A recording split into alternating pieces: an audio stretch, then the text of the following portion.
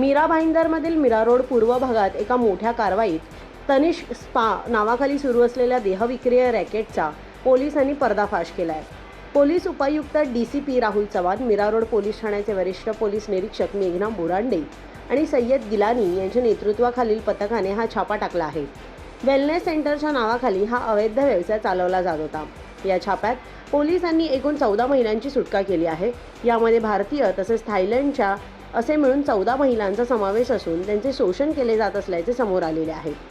पोलिसांनी घटनास्थळावरून 3 आरोपींना अटक केली असून त्यांच्यावर कायदेशीररित्या कारवाई सुरू केली आहे। या प्रकरणी मीरा रोड पोलीस ठाण्यात अनैतिक मानवी व्यापार प्रतिबंधक कायदा पिटा अंतर्गत गुन्हा दाखल करण्यात आलेला आहे।